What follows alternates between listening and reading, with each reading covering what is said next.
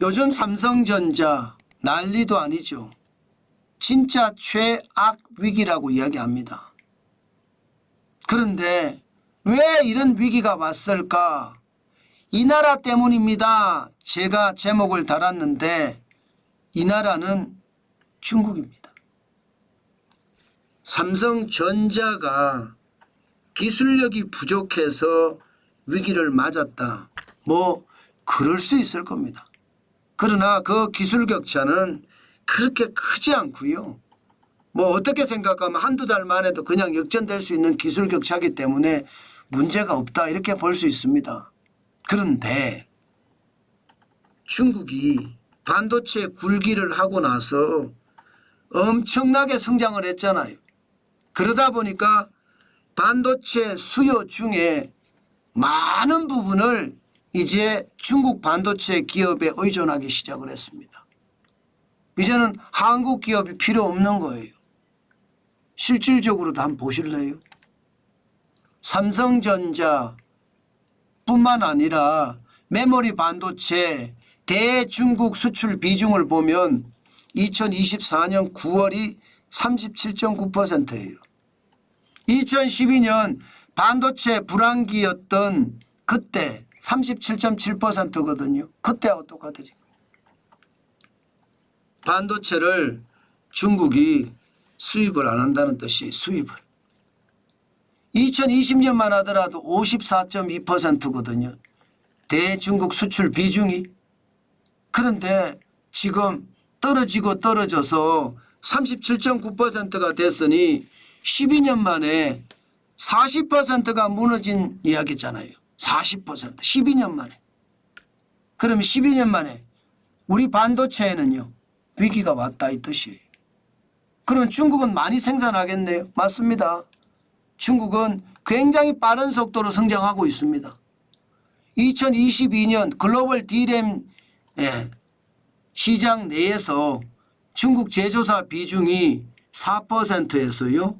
지금 2024년 11%로 올라갔습니다. 2025년 내년에 가면 16%. 2027년에 가면 어떻게 될까요? 웨이퍼 사용 용량을 기준으로 했기 때문에 이 말이 틀리는 말이 아닐 거예요. 그러니 당연히 말입니다.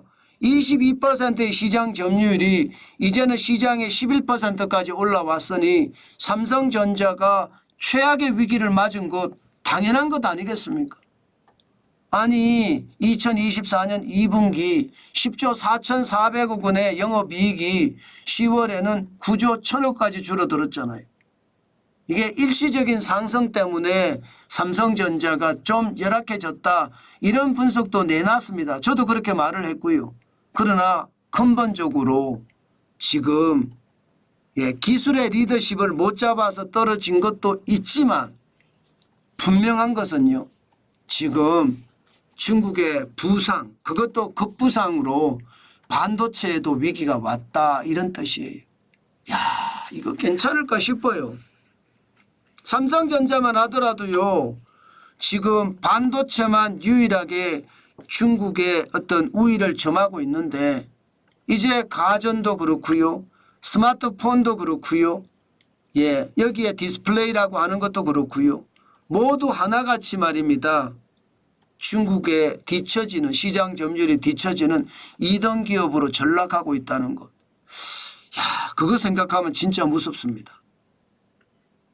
진짜로 무섭습니다. 앞으로 어떤 일이 벌어질지 아마 여러분들도 느껴지실 것 같은데 이게 반도체마저 어려워지면 삼성전자 위기도 좀처럼 극복하기가 쉽지 않을 겁니다. 극복할 방법은 있습니다. 방법은 있어요. 그 방법이 뭐냐? 초격차 기술이죠. 대대만 메모리 반도체 수출 비중이 2014년에는 6.3%였어요. 지금은요. 2024년 9월에 16.4%거든요. 그럼 뭐가 많이 대만으로 수출되느냐? TSMC에 인공지능 반도체 많이 수출이 된다는 거예요. 대표적으로 HBM이라고 하는 고대역폭 메모리 이거 SK 하이닉스가 생산하면 생산한 족족 지금 대만으로 수출이 된다는 이야기잖아요. 대만의 수출이 그래서 많이 늘은 겁니다.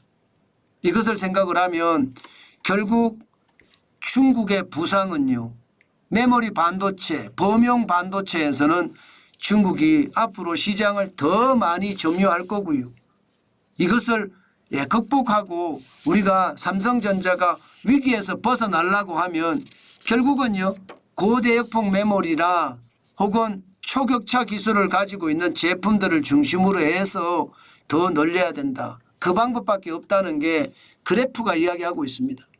그 정도로 상황이 여러분 지금 대한민국의 상황, 삼성전자의 상황 열악해졌다. 이런 생각 오늘도 해봅니다. 그렇다고 하더라도 삼성전자 저는 믿습니다. 잘할 거라고 믿습니다. 예, 연구개발비도 지금 많이 쏟아 부으니까 잘할 거라고 믿지만 그래도 걱정이 되는 건 사실입니다. 앞으로 쭉 지켜보면서 삼성전자가 잘해내기를 우리 용기를 불어 넣어 주자고요. 그래야 대한민국이 삽니다.